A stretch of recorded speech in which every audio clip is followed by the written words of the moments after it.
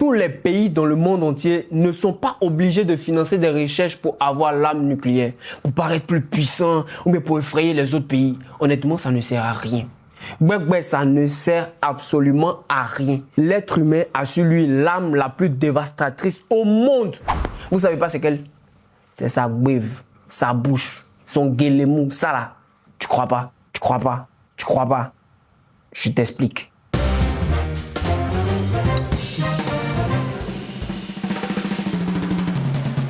Salut à tous, c'est Clin Télès, sa populaire de Père, de Fils et de Saint-Esprit. Bienvenue dans Laissons parler les gens. Et il faut savoir qu'à travers la bouche, nous créons des discours pour communiquer en fonction de la circonstance. Mais avec l'évolution technologique dans le monde, il y a un discours qui s'est créé tout seul. Il s'est scolarisé tout seul, il n'a pas attendu le conseil de son oncle, il a passé ce concours tout seul, il s'est développé tout seul et actuellement je vous parle, il recrute en grande masse tout seul sur les réseaux sociaux. Vous ne voyez pas de quel discours je parle? Aïe. Pourtant il est d'actualité actuellement, surtout avec les élections présidentielles qui arrivent à Bondakmani. Ouais, Akmani bondit pas. Bon bref, je vais vous parler des discours de haine. Ah, tu as pensé à ça? En vrai de vrai, moi je pense que les discours de haine sont plus dévastateurs que toutes les épidémies qu'on a connues. Sinon, personne ne s'y intéresserait. Un peu comme les feux sur les routes là. Tu as déjà vu un chauffeur de bac à respecter un feu? Ah non, pardon. C'est plutôt le feu de signalisation qui ne respecte pas le baka. Il faut savoir que le discours de haine a connu plusieurs mutations. Mais vous inquiétez pas, je vais vous expliquer dans la façon la plus simple possible.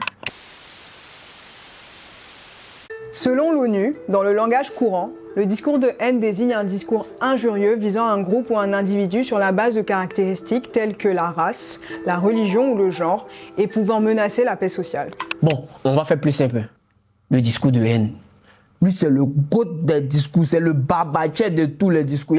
C'est quand quelqu'un utilise des mots comme des âmes. Quand tu dis que tu es joli, tu souris, non? Il a qu'à te dire que tu es vilain, tu vas voir si tu vas pas pleurer. Si quelqu'un que tu connais pas te dit que tu es vilain. Ça fait un peu mal, non? Bon, actuellement, si on te vous parler, je suis sûr que vous pensez que si on te vous donner les doigts. Moi, je suis allé dans les rues d'Abidjan et j'ai demandé aux Ivoiriens leur définition du discours de haine. Et sachez quoi? Les gars associent toujours discours de haine et cyberharcèlement. Bon, allons-y, vous allez regarder vous-même. Ah, champion. Je n'en connais là, c'est quand garçon harcèle femme. Hein. Je ne suis pas quelqu'un qui va beaucoup sur les réseaux sociaux, voilà. Non, le gars n'a pas supporté la rupture. Souvent, je reçois des messages de certaines personnes, de numéros bizarres que je ne connais pas. Donc, il m'envoie des messages, par exemple, sur tous mes réseaux sociaux pour m'insulter. Qui posent des questions, qui me demandent est-ce qu'on peut me parler d'un projet. Comment je ne comprends pas le truc là? Bon, attendez, il faut qu'on soit clair. Tout le monde a le droit de donner son point de vue sur tout, juste qu'il faut respecter les distanciations sociales informatiques. Avant de dire quelque chose sur Internet ou même sur les réseaux sociaux, il faut aller à la quincaillerie de son quartier, tu achètes un mètre pour mesurer tes propos pour ne pas que ça dépasse les limites. Il faut savoir que le discours de haine ne cause pas seulement du tort à une personne. Il peut inciter en vous de la violence en réveillant le Oli la machine, le Francis Granou qui dort en vous. Bon là, normalement, il doit rajouter Samo, mais il n'a pas souffle. L'année dernière, mesdames et messieurs, les discours de haine en ligne ont augmenté de 16%. Ça, c'est plus que le PIB d'un pays que je connais de loin. Tu as l'impression que l'engrais des discours de haine, c'est les réseaux sociaux. C'est que les deux, faut pas, ils vont se croiser. Puis ils se croisent en mettant bim. Alors, de façon scientifique, il faut savoir que le discours de haine, c'est comme la varicelle. On a tous eu quand on était petit. Si tu n'as pas encore eu, t'inquiète pas. Ton tour arrive. Et figurez-vous que selon le sondage de Ipsos, en 2022 et septembre 2023, 2 personnes sur 3 disent être victimes de discours de haine. La troisième personne, c'est ma tante Geneba. Elle ne sait pas manipuler son téléphone, quoi. Selon le même sondage, le réseau social qui donne le plus de haine, mesdames et messieurs, ont obtenu, ça je vais faire ça avec un papier. À la troisième place, Twitter, ça c'est pour les vieux. Sinon normalement c'est X. Un commentaire sur 6 est méchant. C'est vrai c'est pas bon mais ça va. À la deuxième place, TikTok. Mais attendez le champion, mesdames et messieurs. C'est Facebook. Notre réseau social le plus aimé de Côte d'Ivoire avec 60% de commentaires remplis de haine. Vous n'êtes plus obligé d'avoir les cheesas pour faire les deux dépôts. Allez-y Facebook, votre vie sera gâchée.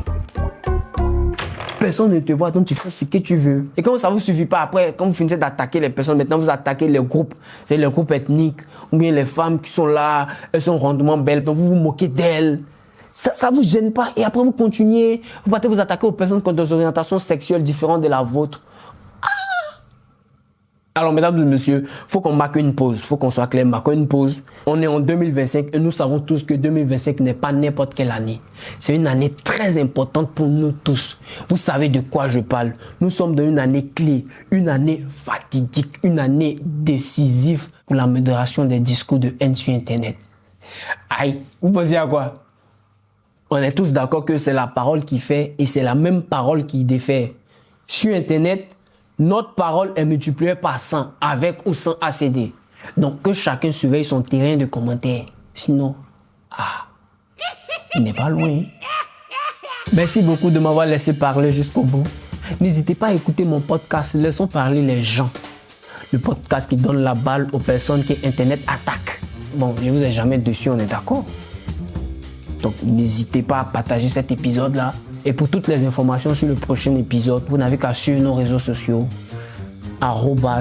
@LPLG-8 podcast.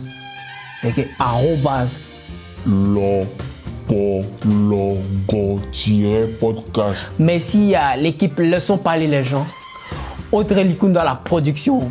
Et j'ai mis ma question sur les réseaux sociaux. C'est elle qui vous répond quand vous envoyez vos messages sur Instagram, WhatsApp, Facebook, TikTok, tout et tout.